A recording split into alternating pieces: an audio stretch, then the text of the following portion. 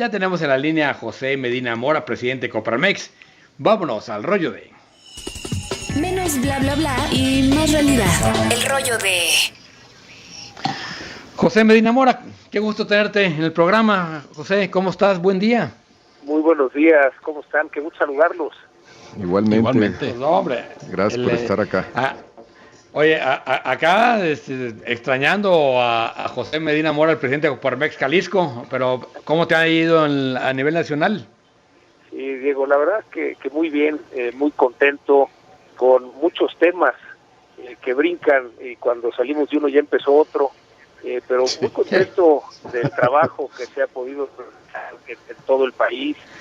Pues me toca visitar 2 o 3 ciudades por semana y entender cuáles son las preocupaciones de las empresas, de los ciudadanos en cada ciudad, en cada estado, en cada región, y en qué son diferentes y qué coinciden. Nos da pues una muy buena perspectiva hacia futuro de qué es lo que tenemos que hacer para lograr un mejor México, Diego. Claro, oye, a ver, vinieron la reforma eléctrica, la fallida reforma eléctrica, luego la ley minera. ¿Qué consecuencias ven ustedes de estas 2 decisiones seguidas del Congreso para el futuro de la inversión en el país? Sí, bueno, ahí vale la pena, Diego, ampliar un poco la perspectiva, recordar que en el 2020 hubo un decreto a partir de un memorándum de la Secretaría de Energía, donde alteraba las condiciones de la reforma energética del 2013. Esto provocó que las empresas se ampararan, los amparos prosperaron, llegó el tema a la Suprema Corte de Justicia de la Nación y ahí se declaró inconstitucional. Entonces vino un segundo momento que fue esta iniciativa preferente presentada por el presidente el 1 de febrero del año pasado como ley de la industria eléctrica, que finalmente también iba en contra de la Constitución, los artículos 25, 27 y 28, que va por ir en contra de la libre competencia y concurrencia. Hubo muchos amparos, la ley está suspendida, aunque está vigente, y esto llegó a la Suprema Corte. Y bueno, vimos en días recientes la decisión de los ministros de la Corte en el Pleno. Hubo 7 ministros que declararon la inconstitucionalidad. Sin embargo, para poder desechar la ley por completo se necesitaban 8 votos, se obtuvieron 7. Eso quiere decir que la ley sigue vigente, pero también los amparos siguen vigentes y además hay nuevos argumentos que pusieron sobre la mesa estos 7 ministros que consideran que es inconstitucional. Estamos viendo esos litigios. Finalmente, el tercer intento es esta reforma constitucional en materia eléctrica que fue afortunadamente rechazada. Requería, por ser reforma constitucional, mayoría calificada, no la obtuvo, de tal manera que ahorita, digamos, sigue vigente esta reforma energética del 2013, pero también la ley de la industria eléctrica y la posibilidad, y seguramente tendremos muchos amparos. En lo que preguntabas, Diego, desde luego que esto afecta a la inversión. Me toca en el recorrido que hago por todo el país ver que hay proyectos detenidos precisamente por falta de certeza jurídica para la inversión, y en ese sentido, si bien es cierto que un buen paso, una buena señal es que se haya rechazado la reforma constitucional, pues todavía al estar presente y vigente la ley de la industria eléctrica, aunque, repito, es sujeta a los amparos, pues todavía no es un banderazo de que vengan las inversiones, hay todavía esa incertidumbre. Bien. Sí, a ver, te preguntaba justamente, José, no solo afecta a la industria eléctrica, sino la falta de un Estado de Derecho y una seguridad jurídica afecta a la inversión en general. ¿Ustedes lo han visto? Si hay inversiones detenidas o, por otro lado, el gobierno dice, bueno, a ver, tenemos el récord de inversión extranjera directa en estos últimos años. ¿Cuál es la realidad? Sí, sí hay proyectos detenidos, Diego, de inversión fuera del sector eléctrico y energético, porque precisamente ante la falta de reglas claras han preferido no hacer esas inversiones, y estas en todo el país. Adicionalmente ya hay proyectos que sí han decidido invertir, pero ante la solicitud de la Comisión Federal de Electricidad de tener energía disponible, ha habido ya una respuesta de la CFE de que no hay suficiente energía, y hablamos de proyectos desde Ciudad Juárez, San Luis Potosí, Querétaro, hasta, es decir, se requiere una mayor generación de energía eléctrica para surtir a los proyectos de inversión que ya están decididas esas inversiones, independientemente de las que están detenidas precisamente por la falta de estas reglas claras, la falta de certeza jurídica para la inversión. José, ¿qué tal? Buenos días. Gracias por estar con nosotros. Nos hemos concentrado mucho en los prolegómenos, que son los acuerdos jurídicos, y de cualquier forma seguimos en un espacio pantanoso en todo lo que tiene que ver con el Estado de Derecho. Pero más allá de que se haya librado una parte del problema que enfrenta la energía eléctrica en el país, seguimos sin entrar a fondo. La responsable, aún con la anterior ley de la transmisión y distribución de esa energía que se genere, no está haciendo la inversión necesaria. O sea, eso también va a ahuyentar inversiones. ¿De qué sirve invertir en parques eólicos, en parques solares, si quien tiene que distribuir y transmitir esa energía no está preparada? Augusto, es correcto lo que dices.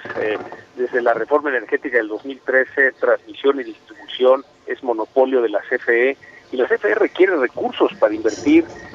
Simplemente esta empresa productiva del Estado, que era rentable, recordemos que en el año 2020 perdió 85 mil millones de pesos, en el 2021 perdió 95 mil millones de pesos. Por eso es importante reforzarla, que vuelva a ser rentable y que tenga los recursos para invertir, sobre todo en transmisión y distribución, que como bien señalas, pues eso es monopolio de la CFE. Si no se invierte en transmisión y distribución, no hay manera de que pueda transmitirse y distribuirse esta energía, aun cuando se genere, que es lo que requerimos en el país. José, ¿qué tal? Alejandro Sierra, gracias por estar aquí con nosotros.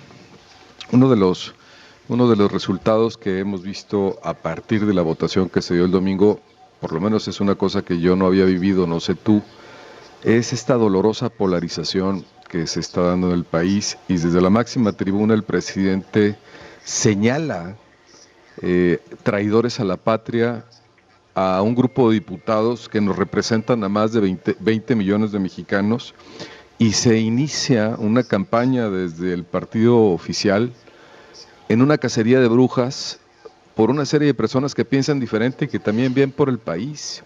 ¿Qué opinas de la polarización y este tipo de campañas que se están dando, José? Sí, Alejandro, qué gusto saludarte.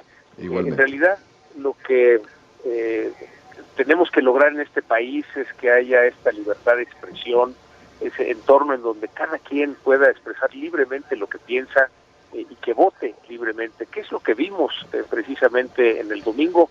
Pues muy destacable que estuvieron presentes 499 de los 500 diputados, y que en esa votación libre se rechaza la propuesta de reforma constitucional. Nos parece que en las redes sociales pues ha habido los dos efectos, ¿no? Hay quien les aplaude a los diputados de oposición precisamente por defender a México, y desde luego quien los ataca. Nos parece desde Coparmex que lo importante es buscar la unidad ante los grandes desafíos que tenemos en el país. Nos parece en Coparmex que México nos necesita unidos, México nos necesita a todos, y esto incluye a saber escuchar posturas diferentes a las nuestras, encontrar los puntos en común en lugar de detenernos en los puntos en los que diferimos.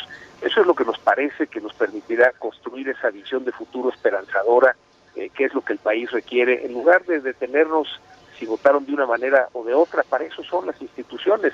Celebramos que exista esa democracia que permitió un cambio en los poderes de la Cámara de Diputados en las elecciones intermedias, que facilita el que si se requiere hacer una reforma constitucional, tiene que haber diálogo, tienen que escucharse posturas diferentes, ponerse de acuerdo en qué es lo que se requiere para México. Ahí, Alejandro, hay que recordar que esta reforma constitucional que se presentó desde el año pasado tuvo un periodo de parlamento abierto a principios de este año, 6 semanas, donde hubo expertos, científicos, académicos, empresas, y que al final pues no se escuchó las distintas posturas. Eso es lo que tenemos que lograr, que cualquier postura sea escuchada, sea respetada, y que con esto se pueda construir una mejor solución. Nos parece que no se trata de que todos pensemos igual, sino de tener la madurez para escuchar y aceptar que el otro piensa diferente, y de ahí podamos construir algo mejor para el país. Muy bien. José, pues muchas gracias por estos minutos para decir las cosas. La verdad es que el ambiente de inversión es importante. También digo, por supuesto, que cambiar todas las cosas que hay que cambiar, pero sin que el país se detenga. Por último, ¿cómo ven las perspectivas de crecimiento? ¿Siguen bajando? ¿Tiene que ver con esto o tiene que ver con la situación internacional? Bueno, hay que recordar que la caída de la economía en el 2020 fue de 8,5%, que es el doble de lo que tuvieron en promedio los países en el resto del mundo en esta caída, y tiene que ver con que el gobierno decidió no apoyar, no proteger al empleo, no apoyar sobre todo a la micro y pequeña empresa, y el rebote del año pasado de un 5% pues no es suficiente para regresar al nivel que tenía la economía a pandemia. Esto nos coloca como el único país de América Latina en donde no hemos recuperado el nivel de la economía de antes de la pandemia. El crecimiento que se espera en este año ha seguido bajando, de acuerdo con los expertos, estará entre el 1 y 2%, lo cual significa que no lograremos todavía en el 2022 recuperar el nivel de la economía ante la pandemia, y será hasta el 2023. Esto en un entorno de alta inflación, una parte provocada por la pandemia, otra por la guerra de Rusia con Ucrania. Es decir, en la parte económica, pues sí, estamos todavía en una situación en donde se requiere la inversión para que se reactive, para que se genere el empleo y se reactive la economía, y para que se dé la inversión requerimos que esté esta certeza técnica para la inversión. Entonces se hace como un círculo vicioso que tenemos que romper para generar esa confianza y se den las inversiones. José, muchas gracias por estos minutos para así las cosas. José Medina Moras, presidente nacional de Coparmex. Un abrazo. Muchas gracias, un abrazo José. a los tres.